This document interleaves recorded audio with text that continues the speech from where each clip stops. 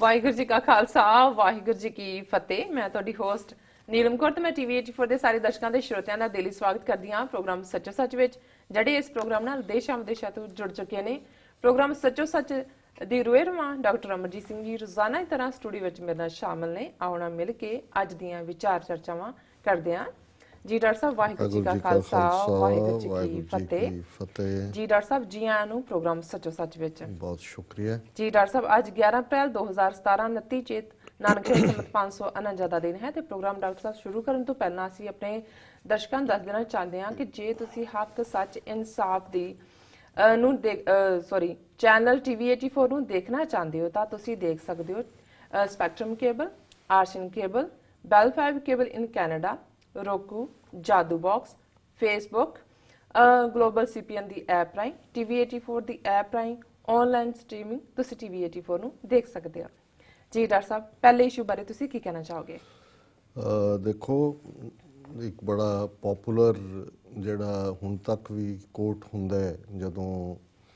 Martin Luther king ਦਾ million ਮੈਨ ਤੋਂ ਵੀ ਪਹਿਲਾਂ, ਬਾਅਦ ਦੇ ਵਿੱਚ ਤਾਂ ਮਿਲੀਅਨ ਮੈਨ ਮਾਰਚ ਸ਼ੁਰੂ ਹੋ ਗਏ, ਲੇਕਿਨ ਜਿਹੜਾ ਬਹੁਤ ਵੱਡਾ ਇਕੱਠ ਜਿਹਦੇ ਵਿੱਚ ਆਈ ਹੈਵ ਏ ਡ੍ਰੀਮ ਜੀ ਸਪੀਚ ਪਪੂਲਰ ਹੋਈ ਔਰ ਉਹਦੇ 'ਚ ਜਿਹੜਾ ਸੌਂਗ ਸਭ ਨੇ ਹੱਥ ਫੜ ਕੇ ਗਾਇਆ ਔਰ ਬਾਅਦ 'ਚ ਅਲੱਗ-ਅਲੱਗ ਦੁਨੀਆ ਭਰ ਦੀਆਂ ਲੈਂਗੁਏਜਿਸ ਦੇ ਵਿੱਚ ਉਸ ਦੇ ਆਪਣੇ ਵਰਸ਼ਨ ਬਣੇ। ਉਹ ਸੀ ਕਿ ਵੀ ਸ਼ੈਲ ਓਵਰਕਮ ਜੀ, ਔਰ ਉੱਥੇ ਵੀ ਸਾਊਥ ਏਸ਼ੀਆ 'ਚ ਬੜੇ ਪਪੂਲਰ ਮਿਊਜ਼ਿਕ ਦੇ ਉੱਤੇ ਇਸ ਨੂੰ ਹਮ ਹੋਂਗੇ ਕਾਮਯਾਬ ਇੱਕ ਦਿਨ ਇਸ ਦੇ ਥੱਲੇ ਜਿਹੜਾ ਹੈ ਉਹ ਟਿਊਨਿੰਗ ਕੀਤੀ ਗਈ ਸੀ। ਸੋ ਮੈਂ ਇਹ ਦੇਖ ਰਿਹਾ ਜਦੋਂ ਵੀ ਪਿਛਲੇ ਦਿਨਾਂ ਤੋਂ ਅਸੀਂ ਗੱਲਬਾਤ ਆਪਣੀਆਂ ਕਾਮਯਾਬੀਆਂ ਦੀ ਕਰ ਰਹੇ ਹਾਂ ਔਰ ਉਹਨਾਂ ਕਾਮਯਾਬੀਆਂ ਦੀ ਲਿਸਟ ਦੇ ਵਿੱਚ ਅੱਜ ਇੱਕ ਹੋਰ ਜਿਹੜਾ ਚੈਪਟਰ ਜੁੜਿਆ। ਬਹੁਤ ਵਾਰ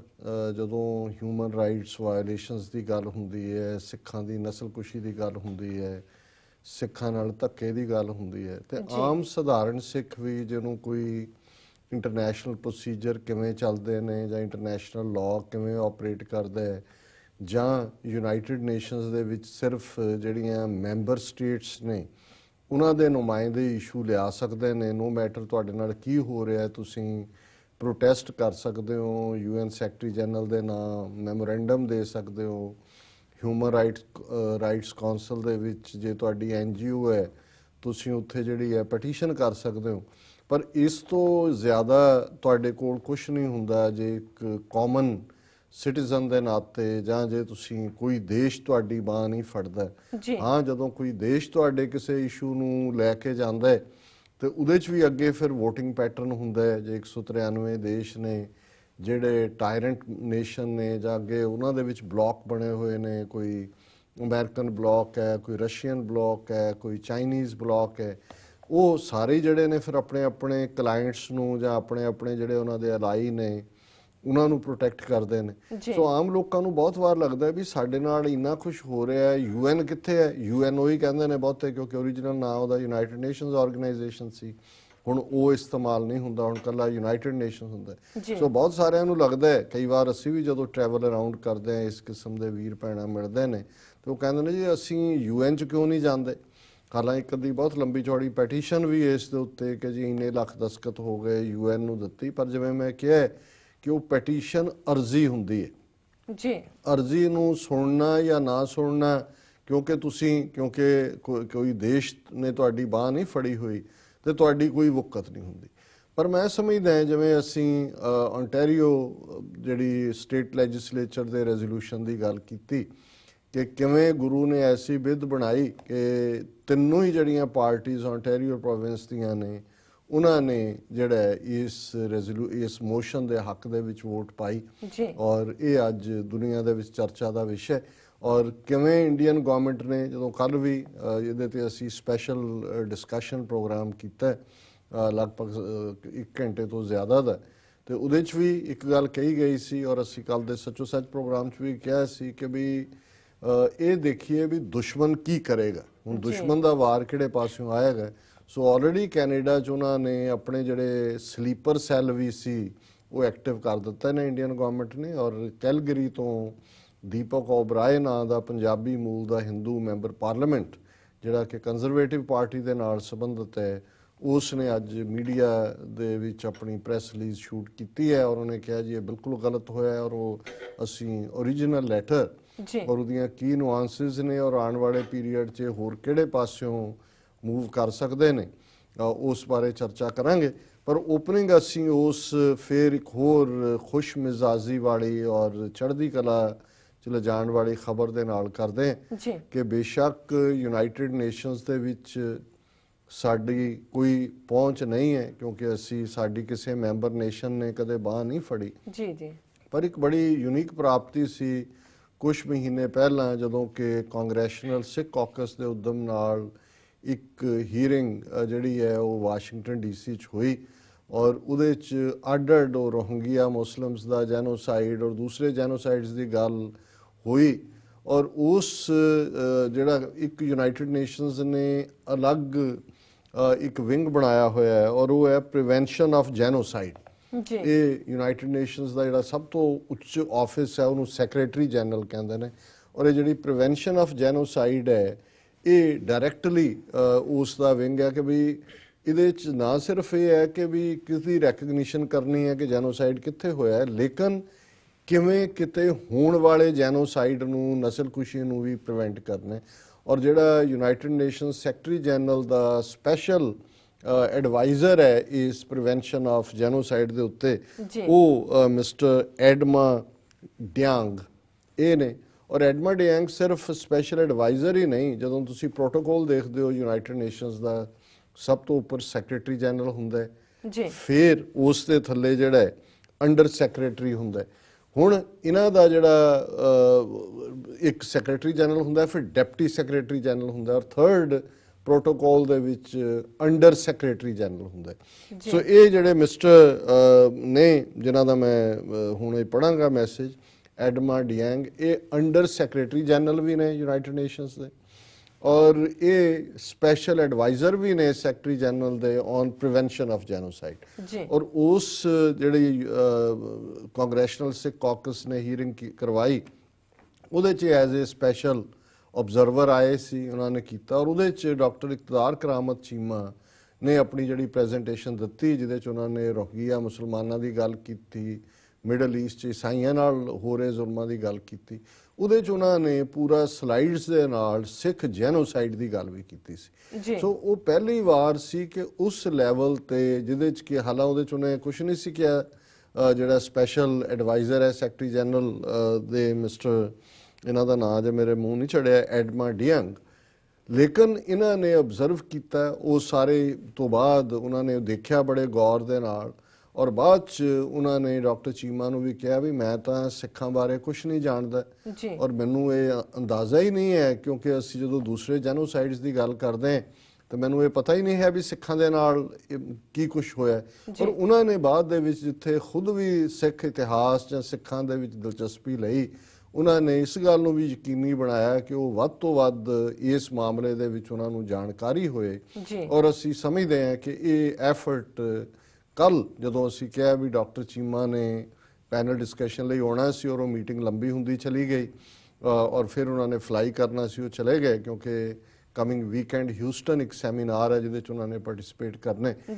ਲੇਕਿਨ ਇਸ ਸਭ 'ਚੋਂ ਪੋਜ਼ਿਟਿਵ ਇਹ ਨਿਕਲਿਆ ਕਿ ਅੱਜ ਸਵੇਰੇ ਹੀ ਜਦੋਂ ਰਾਬਤਾ ਸਾਡਾ ਹੋਇਆ ਤੇ ਉਹਨਾਂ ਨੇ ਦੱਸਿਆ ਕਿ ਜੀ ਕੱਲ ਦੀ ਮੀਟਿੰਗ ਬਹੁਤ ਫਰੂਟਫੁਲ ਸੀ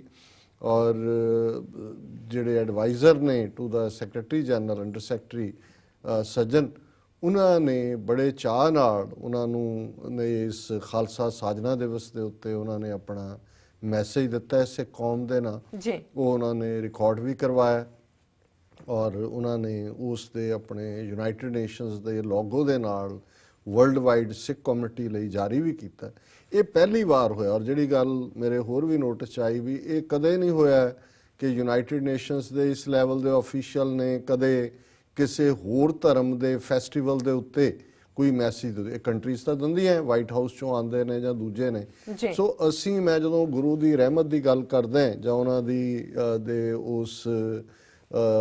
ਕ੍ਰਿਸ਼ਮੇ ਦੀ ਗੱਲ ਕਰਦਾ ਗੁਰੂ ਦੇ ਜਾਂ ਉਸ ਦੀ ਗੁਰੂ ਦਾ ਇੱਕ ਜਿਹੜੀ ਇੱਕ ਰਹਿਮਤ ਹੈ ਜਿਸ ਦੇ ਨਾਲ ਅਸੀਂ ਕਿਤੇ ਨਾ ਕਿਤੇ ਇਸ ਸਭ ਦੇ ਬਾਵਜੂਦ ਕਿ ਸਾਡੇ ਕੋਲ ਕੁਝ ਨਹੀਂ ਹੈ ਪਰ ਅਸੀਂ ਕਿਵੇਂ ਅੱਗੇ ਵਧ ਰਹੇ ਜੀ। ਸੋ ਇਹ ਪਹਿਲੀ ਵਾਰ ਹੈ ਕਿ ਇਸ ਲੈਵਲ ਦੇ ਉੱਤੇ ਜਿੱਥੇ ਖਾਲਸਾ ਸਾਜਨਾ ਦਿਵਸ ਨੂੰ, ਔਰ ਮੈਂ ਇਹ ਬੜਾ ਬਰੀਫ ਮੈਸੇਜ ਹੈ ਔਰ ਮੈਂ ਇਹ ਦੱਸਾਂਗਾ ਵੀ ਕਿਵੇਂ ਜਿਹੜੇ ਵੀ ਇਸ ਬਰੀਫ ਕੁਝ ਮਹੀਨਿਆਂ 'ਚ ਇਹਨਾਂ ਨੇ ਜਿਹੜਾ ਮਿਸਟਰ ਐਡਮਾ ਨੇ ਸਿੱਖ ਇਤਿਹਾਸ ਨੂੰ ਜਾਂ ਸਿੱਖਾਂ ਬਾਰੇ ਜਾਣਿਆ ਪੜ੍ਹਿਆ, ਉਹਨਾਂ ਨੂੰ ਇਹ ਲੱਗਿਆ ਕਿ ਵੀ ਜਿਹੜਾ ਮੈਸੇਜ ਖਾਲਸੇ ਦਾ ਹੈ ਉਹੀ ਤਾਂ ਪ੍ਰੀਵੈਂਸ਼ਨ ਅਗੇਂਸਟ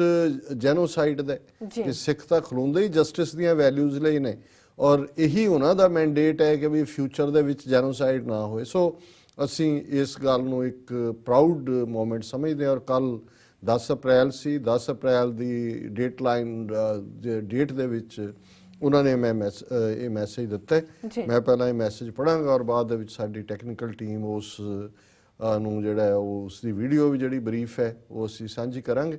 ਔਰ ਇਸ ਦੌਰਾਨ ਉਹ ਪਿਕਚਰਸ ਵੀ ਦੇਖ ਸਕਦੇ ਨੇ ਕਿਉਂਕਿ ਉਸ ਮੀਟਿੰਗ ਦੇ ਵਿੱਚ ਡਾਕਟਰ ਇਕਤਦਾਰ ਕਰਾਮਤ ਚੀਮਾ ਦੇ ਨਾਲ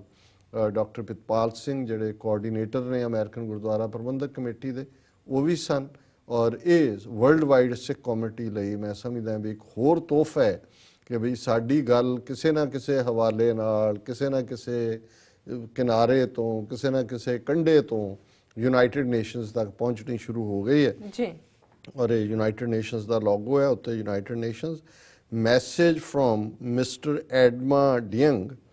under secretary general and special advisor of the United Nations Secretary General on the occasion of the Vaisakhi 2017 celebrations ਕਿ ਇਹ mister Adama Dieng under secretary general ਔਰ special adviser United Nation secretary general ਵੱਲੋਂ ਵਿਸਾਖੀ 2017 ਦੇ ਪੁਰਬ ਦੇ ਉੱਤੇ ਜਿਹੜੀਆਂ ਨੇ ਖਾਸ ਜਿਹੜੀ ਉਹਨਾਂ ਦੀਆਂ ਵਿਸ਼ੇਸ ਆਈ offer my warmest wishes to the entire Sikh community around the world as they celebrate Vaisakhi. ਮੈਂ ਦੁਨੀਆ ਭਰ ਚ ਵਸਦੀ ਸਿੱਖ ਕੌਮ ਦੇ ਨੂੰ ਆਪਣੀਆਂ ਨਿੱਘੀਆਂ ਜਿਹੜੀਆਂ ਸ਼ੁਭ ਇੱਛਾਵਾਂ ਦਿੰਦਾ ਹੈ ਜਦੋਂ ਕਿ ਦੁਨੀਆ ਭਰ ਦੇ ਵਿੱਚ ਸਿੱਖ ਜਿਹੜੇ ਨੇ ਉਹ ਵਿਸਾਖੀ ਦੇ ਪੁਰਬ ਨੂੰ ਮਨਾ ਰਹੇ ਨੇ। Vaisakhi is one of the most important observances of the year for Sikhs. Vaisakhi ਸਿੱਖਾਂ ਦੇ ਲਈ ਸਾਲ ਦੇ ਵਿੱਚ ਬਹੁਤ ਅਹਿਮੀਅਤ ਵਾਲਾ ਦਿਨ ਹੈ। It commemorates the founding of Khalsa Sikh community in 1699 by Guru Gobind Singh Ji. ਕਿ ਇਹ ਸਿੱਖ ਜਿਹੜੇ ਨੇ 1699 ਚ ਗੁਰੂ ਗੋਬਿੰਦ ਸਿੰਘ ਸਾਹਿਬ ਵੱਲੋਂ ਖਾਲਸਾ ਸਾਜਨਾ ਨੂੰ ਜਿਹੜਾ ਸਮਰਪਿਤ ਇਸ ਨੂੰ ਕਮੈਮੋਰੇਟ ਕਰਦੇ ਨੇ, ਸੈਲੀਬ੍ਰੇਟ ਕਰਦੇ ਨੇ। It also marks the beginning of a new year in many parts of India and around the world.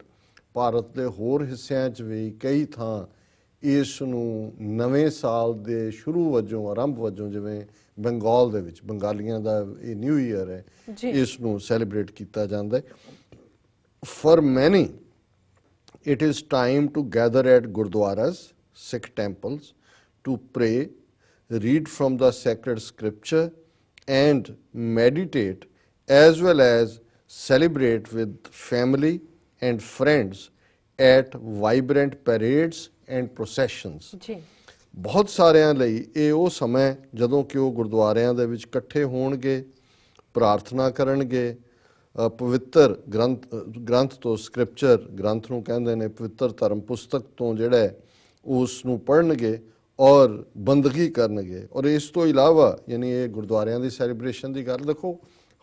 ਕਿਵੇਂ ਐਲੈਬੋਰੇਟਿਵ ਹੈ, ਜਿਹਨਾਂ ਉਹਨਾਂ ਨੇ ਸਮਝਿਆ ਵੀ ਸਿੱਖਾਂ ਦੀ ਪ੍ਰੋਸੈਸ ਕੀ ਹੈ। ਇੱਕ ਗੁਰਦੁਆਰਾ ਸਾਹਿਬ ਹੈ ਜਿੱਥੇ ਉਹ ਬਾਣੀ ਪੜ੍ਹਦੇ ਨੇ,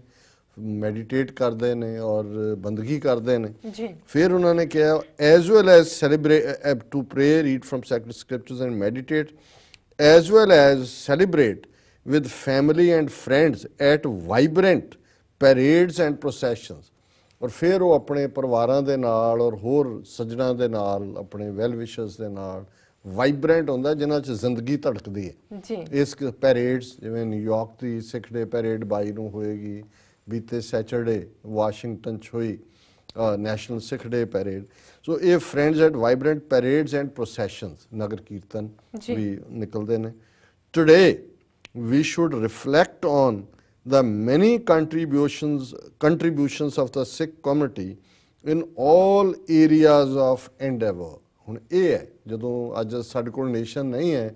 ਪਰ ਯੂਨਾਈਟਿਡ ਨੇਸ਼ਨਸ ਦਾ ਨੰਬਰ 3 ਆਫੀਸ਼ੀਅਲ ਪ੍ਰੋਟੋਕੋਲ 'ਚ ਇਹ ਕਹਿ ਰਿਹਾ ਕਿ ਵੀ ਅੱਜ ਅਸੀਂ ਸਿੱਖ ਕਮਿਊਨਿਟੀ ਦੀਆਂ ਹਰ ਖੇਤਰ ਦੇ ਵਿੱਚ ਐਂਡੇਵਰਸ ਹੁੰਦਾ ਉਦਮ, ਉਹਨਾਂ ਦੇ ਜਿਹੜੇ ਐਫਰਟ ਨੇ, ਉਹਨਾਂ ਦੀਆਂ ਕੰਟਰੀਬਿਊਸ਼ਨਸ ਨੇ, ਉਹਨਾਂ ਨੂੰ ਜਿਹੜਾ ਹੈ ਉਹਨਾਂ ਦੇ ਵੱਲ ਜਿਹੜਾ ਆਪਣਾ ਧਿਆਨ ਦਈਏ, ਰਿਫਲੈਕਟ ਕਰੀਏ, ਉਹਨਾਂ ਦੇ ਉੱਤੇ ਫੋਕਸ ਕਰੀਏ। ਦਾ ਖਾਲਸਾਜ਼ ਕਮਿਟਮੈਂਟ, ਇਹ ਸਾਰੇ ਚੋਂ ਜਿਹੜਾ ਮੈਨੂੰ ਲੱਗਿਆ ਕਿ ਬਈ ਪ੍ਰਾਈਮ ਆ ਕੇ ਫਿਰ ਉਹਨਾਂ ਨੇ ਗੱਲ ਖਾਲਸੇ ਦੀ ਔਰ ਇਸ ਦੀ ਕੀਤੀ ਜੀ। The Khalsa's commitment to justice and equality are values cherished by the United Nations Office of Special Advisor on the Prevention of Genocide। ਹੁਣ ਕਿਉਂਕਿ ਇਹ ਸਪੈਸ਼ਲ ਐਡਵਾਈਜ਼ਰ ਹੈ ਔਨ ਪ੍ਰੀਵੈਂਸ਼ਨ ਆਫ ਜੈਨੋਸਾਈਡ, ਉਸ ਆਫਿਸ ਨੂੰ ਹੈਡ ਕਰਦੇ ਨੇ ਮਿਸਟਰ ਐਡਮ, ਔਰ ਉਹਨਾਂ ਨੇ ਇਹ ਕਨਕਲੂਜਨ 'ਚ ਕਿਹਾ ਮਿਸਟਰ ਐਡਮਾ ਨੇ ਕਿ Khalsa's commitment to justice and equalities are values cherished by the United Nations Office of the Special Advisor on Prevention of Genocide, ਕਿ ਜੈਨੋਸਾਈਡ ਨੂੰ ਰੋਕਣ ਦੇ ਇਸ ਯੂਨਾਈਟਿਡ ਨੇਸ਼ਨਸ ਦੇ ਆਫਿਸ ਦਾ ਸਪੈਸ਼ਲ ਐਡਵਾਈਜ਼ਰ ਯਾਨੀ ਕਿ ਮੈਂ ਜਿਹੜੀ ਖਾਲਸੇ ਦੀ ਕਮਿਟਮੈਂਟ ਹੈ ਕਾਹਦੇ ਲਈ, ਜਸਟਿਸ ਇਨਸਾਫ ਲਈ ਔਰ ਇਕੁਆਲਿਟੀ ਬਰਾਬਰੀ ਦੇ ਲਈ। ਹੁਣ ਕਿਉਂਕਿ ਇਹ ਸੱਜਣ ਅਫਰੀਕਨ ਮੂਲ ਦੇ ਨੇ ਔਰ ਅਫਰੀਕਨ ਔਰ ਅਫਰੀਕਨ ਅਮਰੀਕਨਸ ਜਿਨ੍ਹਾਂ ਨੇ ਇੱਥੇ ਸਲੇਵਰੀ ਵਰਗਾ ਸਿਆ,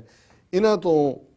ਜ਼ਿਆਦਾ ਚੰਗੇ ਢੰਗ ਨਾਲ ਕੋਈ ਨਹੀਂ ਸਮਝ ਸਕਦਾ ਕਿ ਜੈਨੋਸਾਈਡ ਕੀ ਹੁੰਦਾ। ਔਰ ਇਹੀ ਕਾਰਨ ਸੀ ਕਿ ਜਦੋਂ ਉਸ ਸਿੱਖ ਕਾਕਸ ਦੇ ਵੇਲੇ ਮੇਰੀ 2-3 ਵਾਰ ਨਜ਼ਰ ਗਈ, ਇੱਕ ਪਾਸੇ ਉਹਨਾਂ ਦੀ ਚੀਮਾ ਪ੍ਰੈਜੈਂਟੇਸ਼ਨ ਦੇ ਰਹੇ ਸੀ, ਸਕਰੀਨ ਤੇ ਸਲਾਈਡ ਚੱਲ ਰਹੀਆਂ ਸੀ, ਉਹ ਜਦੋਂ ਇਹਨਾਂ ਤੇ ਟਿਕਿਆ ਤਾਂ ਜਿਹਨੂੰ ਕਹਿੰਦੇ ਨੇ ਕਿ ਟਿਕਟਿਕੀ ਬਣ ਕੇ ਇਹ ਉਹਨੂੰ ਦੇਖ ਰਹੇ ਸੀ। ਕਿਉਂਕਿ ਜਦੋਂ ਤੁਸੀਂ ਕਿਸੇ ਕਹਾਣੀ ਨੂੰ ਆਪਣੇ ਨਾਲ ਹੋਇਆ ਜਿਹੜਾ ਉਹ ਸਮਝਦੇ ਹੋ, ਸੁਣਦੇ ਹੋ ਤੁਸੀਂ, ਪਰ ਤੁਹਾਨੂੰ ਲੱਗਦਾ ਵੀ ਇਹ ਤਾਂ ਮੇਰੀ ਕਹਾਣੀ, ਇਹ ਤਾਂ ਮੇਰੇ ਲੋਕਾਂ ਦੀ ਕਹਾਣੀ, ਅਸੀਂ ਵੀ ਇਵੇਂ ਹੀ ਹੋਏ। ਔਰ ਉਹਦੇ 'ਚ ਜਦੋਂ ਜੈਨੋਸਾਈਡ ਹੁੰਦਾ ਉਹਦਾ ਇੱਕ ਹਿੱਸਾ ਹੁੰਦਾ ਕਿ ਵੀ ਆਹ ਜਿਹੜਾ ਸਿਸਟਮੈਟਿਕ ਹੋਇਆ, ਔਰ ਇਹਦਾ ਇੱਕ ਵੱਡਾ ਹਿੱਸਾ ਹੁੰਦਾ ਡਿਨਾਇਲ। ਮੈਂ ਪਿਛਲੇ ਦਿਨ ਵਾਸ਼ਿੰਗਟਨ 'ਚ ਕੋਈ ਕਹਿ ਰਿਹਾ ਸੀ ਜੀ ਕਿ ਵੀ ਇੰਨੇ ਸਬੂਤ ਨੇ, ਫਿਰ ਗਵਰਨਮੈਂਟ ਕਿਉਂ, ਇੰਡੀਅਨ ਗਵਰਨਮੈਂਟ ਜਿਹੜੀ ਹੈ ਜਾਂ ਦੂਜੀ ਹੈ, ਉਹਨਾਂ ਨੂੰ ਕਿਉਂ ਤਕਲੀਫ ਹੁੰਦੀ ਹੈ ਡਿਨਾਈ। ਮੈਂ ਕਿਹਾ ਜੀ ਤੁਸੀਂ ਡਾਕਟਰ ਗ੍ਰੈਮ ਸਟਾਈਨਸ ਨੇ ਜਿਹੜਾ 8 ਸਟੇਜਸ ਆਫ ਜੈਨੋਸਾਈਡ ਦਿੱਤੀਆਂ ਕਿ ਉਹ ਕੀ ਨੇ, ਔਰ ਅੱਜ ਉਹ ਸਟੈਂਡਰਡ ਪ੍ਰੋਸੀਜਰ ਮੰਨਿਆ ਜਾਂਦਾ ਜੈਨੋਸਾਈਡ ਦੇ ਮਾਮਲੇ 'ਚ, ਔਰ ਉਹਦੇ 'ਚ ਇੱਕ ਇਹ ਹੈ ਡਿਨਾਇਲ ਕਿ ਵੀ ਹੁਣ ਆਰਮੀਨੀਆ ਦੇ ਵਿੱਚ ਜੋ ਕੁਛ ਟਰਕਸ ਨੇ ਕੀਤਾ 100 ਸਾਲ ਬਾਅਦ ਵੀ ਜਿਹੜਾ ਉਹ ਮੰਨਣ ਨੂੰ ਤਿਆਰ ਨਹੀਂ ਹੈ। ਹੁਣ ਜੇ ਜਰਮਨੀ ਹਾਰ ਜਾਂਦਾ ਸੈਕੰਡ ਵਰਲਡ ਵਾਰ 'ਚ, ਜਿੱਤ ਜਾਂਦਾ, ਤੇ ਹੋਲੋਕਾਸਟ ਦੀ ਗੱਲ ਕਿਹਨੇ ਮੰਨਣੀ ਜਾਂ ਕਿਹਨੇ ਸੁਣਨੀ ਸੀ। ਔਰ ਜੇ ਅਮਰੀਕਾ ਦੇ ਵਿੱਚ ਇਹ ਅਲਟੀਮੇਟ ਚੇਂਜ ਨਾ ਹੁੰਦੀ ਤੇ ਕਿਹਨੇ ਮਾਫੀ ਮੰਗਣੀ ਸੀ ਸਲੇਵਰੀ ਦੇ ਲਈ। ਜੇ ਕਹਾਣੀ ਡਿਫਰੈਂਟ ਹੁੰਦੀ, ਹੁਣ ਜਾਪਾਨ ਜਿਹੜਾ ਉਹ ਕੋਰੀਅਨਸ ਤੋਂ ਮਾਫੀ ਮੰਗ ਰਿਹਾ ਵੀ ਕੋਰੀਅਨ ਵਿਮਨ ਨਾਲ ਕੀ ਕੀਤਾ ਹੈ, ਜਾਂ ਰੇਪ ਆਫ ਨੈਨਕਿੰਗ ਜਿਹੜਾ ਹੈ ਉਹਨਾਂ ਨੂੰ ਮੰਨਣਾ, ਕਿਉਂਕਿ ਇਹ ਦੋ ਹਾਲਤਾਂ ਜੀ, ਜਾਂ ਤੁਸੀਂ ਉਹਨਾਂ ਨੂੰ ਡਿਫੀਟ ਕਰੋ ਜਾਂ ਉਹਨਾਂ ਨੂੰ ਐਸਾ ਕਾਰਨਰ 'ਚ ਲਿਆ ਕੇ ਪੁਸ਼ ਕਰੋ ਕਿ ਉਹਨਾਂ ਨੂੰ ਲੱਗੇ ਕਿ ਬਈ ਸਾਡੀਆਂ ਤਾਂ ਗ੍ਰਾਂਟਾਂ ਬੰਦ ਹੋ ਜਾਣੀਆਂ, ਸਾਡੀ ਤਾਂ ਇੰਟਰਨੈਸ਼ਨਲ ਬਾਈਕਾਟ ਹੋਣਾ। ਜਿਵੇਂ ਸ੍ਰੀਲੰਕਾ ਦੇ ਵਿੱਚ ਜੋ ਕੁਝ ਤਮਿਲਾਂ ਦੇ ਨਾਲ ਹੋਇਆ, ਗਵਰਨਮੈਂਟ ਜਿਹੜੀ ਆ ਹੌਲੀ ਅਜੇ ਤਾਂ ਪਹਿਲਾਂ ਸੀ ਅਸੀਂ UN ਨੂੰ ਵੜਨ ਨਹੀਂ ਦੇਣਾ, ਅਸੀਂ ਉਹਨਾਂ ਦਾ ਇਹ ਨਹੀਂ ਕਰਨਾ ਹੈ। ਸੋ ਕੁੱਲ ਮਿਲਾ ਕੇ ਅਸੀਂ ਇਹ ਸਮਝਦੇ ਹਾਂ ਕਿ ਇਹ ਮੈਸੇਜ ਬੇਸ਼ੱਕ ਇੱਕ ਵੈਲ ਵਿਸ਼ੇਜ਼ ਜਾਂ ਗੁੱਡ ਵਿਸ਼ੇਜ਼ ਦਾ ਮੈਸੇਜ ਹੈ, ਸ਼ੁਭ ਕਾਮਨਾਵਾਂ ਨੇ, ਲੇਕਿਨ ਜਦੋਂ ਤੁਸੀਂ ਬਿਟਵੀਨ ਦਾ ਲਾਈਨਸ ਦੇਖਦੇ ਹੋ ਕਿ ਇਸ ਮੈਸੇਜ ਕੀ ਹੈ, ਔਰ ਇਹ ਇੰਪੋਰਟੈਂਟ ਸਮਝਿਆ ਗਿਆ ਕਿ ਸਿੱਖਾਂ ਦੇ ਖਾਲਸਾ ਸਾਜਨਾ ਦਿਵਸ ਦੇ ਮੌਕੇ ਤੇ ਇਹ ਹੈ, ਫਿਰ ਸਾਨੂੰ ਇਸ ਗੱਲ ਦੇ ਲਈ ਭਰੋਸਾ ਰੱਖਣਾ ਚਾਹੀਦਾ ਹੈ ਕਿ ਭਾਈ ਜਿਹੜੀ ਸਾਡੀ ਸਟਰਗਲ ਹੈ, ਸਾਡੀ ਆਵਾਜ਼ ਹੈ, ਉਹ ਪਹੁੰਚ ਰਹੀ ਹੈ। ਔਰ ਇੱਕ ਦਿਨ ਅੱਜ ਜੇ UN ਦੇ ਵਿੱਚ ਇਹ ਆਵਾਜ਼ ਜਿਹੜੀ ਹੈ ਖਾਲਸੇ ਦੀ ਜਸਟਿਸ ਔਰ ਇਕੁਆਲਿਟੀ ਦੀ ਜਿਹੜੀ ਹੈ ਉਹ ਸੁਣੀ ਗਈ ਹੈ ਔਰ ਉਸ ਨੂੰ ਸਮਝਿਆ ਜਾ ਰਿਹਾ ਹੈ, ਤੇ ਉਹ ਦਿਨ ਦੂਰ ਨਹੀਂ ਹੈ ਜਦੋਂ ਇਹ ਨਹੀਂ ਕਿ ਵੀ ਅਸੀਂ ਇਹਨੂੰ ਕੋਈ as a genocide he recognise ਕਰਾਉਣ ਤੱਕ ਹੋਏਗਾ, ਪਰ ਜਿਵੇਂ ਮੈਂ ਕਿਹਾ ਸੀ ਅਕਾਊਂਟੇਬਿਲਿਟੀ, ਵਾਰ ਕ੍ਰਿਮੀਨਲਸ ਨੂੰ ਸਜ਼ਾ, ਔਰ ਇਹੀ ਜੈਨੋਸਾਈਡ ਫਿਰ ਇੱਕ ਰੈਜ਼ਨ ਡੈਟਰ ਹੈ ਜਿਹਨੂੰ ਕਹਿੰਦੇ ਨੇ ਤੁਹਾਡੇ ਨੇਸ਼ਨ ਦੀ ਬਿਲਡਿੰਗ ਦੇ ਲਈ, ਖਾਲਿਸਤਾਨ ਦੇ। ਹੋਰ ਇਜ਼ਰਾਈਲ ਕਿਵੇਂ ਬਣਿਆ? ਇਜ਼ਰਾਈਲ ਦਾ ਬੇਸ ਜਾਂ UN ਜਿਹੜਾ ਫਾਈਨਲ ਰੈਜ਼ੋਲੂਸ਼ਨ ਪੁਸ਼ ਕੀਤਾ ਪ੍ਰੈਜ਼ੀਡੈਂਟ ਟਰੂਮੈਨ ਨੇ, ਉਹ ਪਰਸੀਕਿਊਸ਼ਨ ਸੀ, ਭਾਵੇਂ ਸੈਂਕੜਿਆਂ ਹਜ਼ਾਰਾਂ ਸਾਲਾਂ ਤੋਂ ਹੋ ਰਹੀ ਸੀ, 2500 ਸਾਲ ਤੋਂ, ਲੇਕਿਨ ਸੈਕੰਡ ਵਰਲਡ ਵਾਰ ਦੇ ਦੌਰਾਨ ਉਸ ਪੀਰੀਅਡ 30ਵਿਆਂ ਦੀ ਪਰਸੀਕਿਊਸ਼ਨ ਨੇ ਉਹਨਾਂ ਦਾ ਕੇਸ ਬਿਲਡ ਕੀਤਾ ਕਿ ਭਾਈ ਇਹਨਾਂ ਤੇ ਇੰਨੇ ਜ਼ੁਲਮ ਹੋਏ ਨੇ, ਇਹਨਾਂ ਨੂੰ ਹੁਣ ਨੇਸ਼ਨ ਦਾ ਹੱਕ ਹੈ। ਜੀ ਬੇਸ਼ੱਕ ਜੋ ਇਜ਼ਰਾਈਲ ਅੱਜ ਕਰ ਰਿਹਾ ਅਸੀਂ ਉਹਨੂੰ ਕੰਡੈਮ ਕਰਦੇ ਹਾਂ ਫਲਸਤੀਨੀਆਂ ਨਾਲ, ਲੇਕਿਨ ਮੈਂ ਉਸ ਪ੍ਰੈਸੀਡੈਂਟ ਸੈੱਟ ਦੀ ਗੱਲ ਕਰਦਾ। ਤੇ ਜਦੋਂ ਅਸੀਂ ਉਸ ਸਟੈਪ ਤੱਕ, ਜਿਹੜਾ ਸਟੈਪ ਓਨਟਾਰੀਓ ਅਸੈਂਬਲੀ ਨੇ ਲਿਆ ਔਰ UN ਦੇ ਵਿੱਚ ਅੱਜ ਖਾਲਸੇ ਦੇ ਨਾਲ ਦੀ ਜਸਟਿਸ ਔਰ ਇਕੁਆਲਿਟੀ ਦੀ ਗੱਲ, ਤੇ ਫਿਰ ਇਸ ਜਸਟਿਸ ਔਰ ਇਕੁਆਲਿਟੀ ਵਾਲਿਆਂ ਨਾਲ ਕੀ ਹੋਇਆ, ਇੱਕ ਦਿਨ UN ਦੇ ਵਿੱਚ ਇਹ ਹੀਅਰਿੰਗਸ ਵੀ ਹੋ ਰਹੀਆਂ ਹੋਣਗੀਆਂ। ਸੋ ਅਸੀਂ ਜਿੱਥੇ ਮਿਸਟਰ ਐਡਮਾ ਡਿਐਂਗ ਦਾ ਸ਼ੁਕਰੀਆ ਅਦਾ ਕਰਦੇ ਹਾਂ, ਡਾਕਟਰ ਚੀਮਾ ਉਹਨਾਂ ਦੇ ਐਫਰਟਸ ਦੀ ਸਰਾਹਤਾ ਕਰਦੇ ਹਾਂ, ਸਤਿਗੁਰੂ ਦਾ ਧੰਨਵਾਦ ਕਰਦੇ ਹਾਂ। ਔਰ ਮੈਂ ਚਾਹਾਂਗਾ ਕਿ ਵੀ ਉਹ ਸ਼ਾਇਦ 2.5-3 ਮਿੰਟ ਦੀ ਵੀਡੀਓ ਹੈ ਕਿ ਸਾਡੀ ਟੈਕਨੀਕਲ ਟੀਮ ਜ਼ਰਾ ਉਸ ਨੂੰ ਪਲੇ ਕਰ ਦੇਣ। ਜੀ doctor Sahib.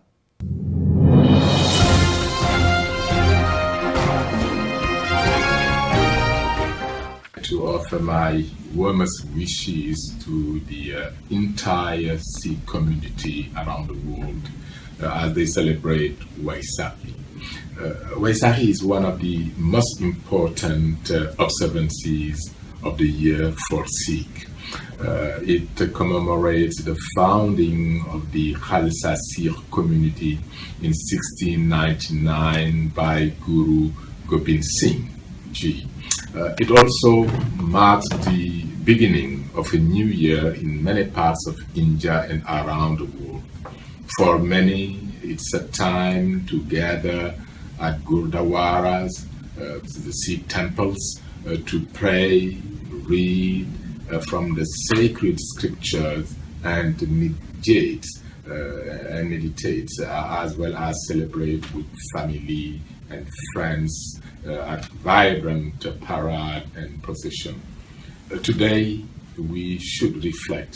on the many contributions of the Sikh community in all areas of endeavor. The Khalsa's commitment to justice and equality are values cherished by the United Nations of the Special Advisor on the Prevention of Genocide. To all the Sikh community members, I wish once again a peaceful Vaisakhi year, and I wish them and their families, their friends, all the best, and may peace prevail throughout the world. United Nations Under Secretary General Adama Dieng, who is the Special Advisor to the United Nations Council. We congratulate the whole of the Sikh nation on the special occasion of Vaisakhi. The most important thing he mentioned that the human rights values of the United Nations is similar, especially to the Khalsa community. He mentioned 1699, the birth of Khalsa also, and especially mentioned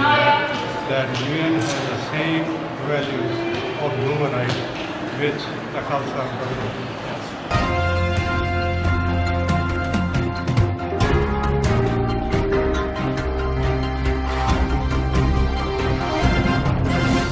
As a member of the UN Advisory Committee, I feel very proud that today Mr. Adama Dieng and the Secretary General has issued a special message on Vaisakhi of 2017. This is very unique in the UN history because various states across the world celebrate their special occasions. But this is the first time a message has been sent to the Sikh community. And I'm so delighted as a member of the Advisory Committee of the UN that the UN is so inclusive that it has valued Vaisakhi and the Sikhs' contribution to the wider world. And this message obviously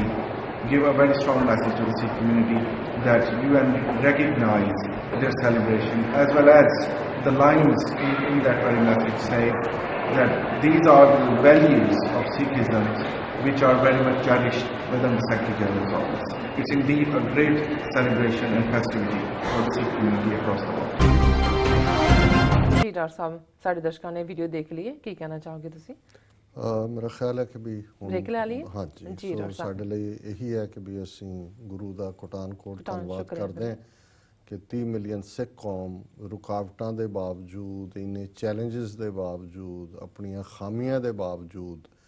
ਮਨੁੱਖੀ ਇਤਿਹਾਸ ਦੇ ਵਿੱਚ ਜਿਹੜਾ ਹੈ ਆਪਣੀ ਪੇਸ਼ਕਦਮੀ ਵੀ ਕਰ ਰਹੀ ਹੈ ਜੀ ਔਰ ਸਾਡਾ ਆਪਣਾ ਘਰ ਬਣਾਉਣ ਦਾ ਜਿਹੜਾ ਸੰਘਰਸ਼ ਹੈ ਇਹ ਵੀ ਸਾਡੇ ਇਸ ਦੀ ਮੰਜ਼ਿਲ ਵੀ ਹੋਰ ਨੇੜੇ ਆ ਰਹੀ ਹੈ। ਜੀ ਡਾਕਟਰ ਸਾਹਿਬ ਬਿਲਕੁਲ। ਇੱਥੇ ਲੈਂਦੇ ਹਾਂ ਬ੍ਰੇਕ। ਵਿਊਅਰਸ ਤੁਸੀਂ ਸਾਡੇ ਨਾਲ ਇਸ ਤਰ੍ਹਾਂ ਬਣੇ ਰਹਿਣਾ, ਮਿਲਦੇ ਹਾਂ ਆਫਟਰ ਦਿਸ ਸ਼ਾਰਟ ਬ੍ਰੇਕ।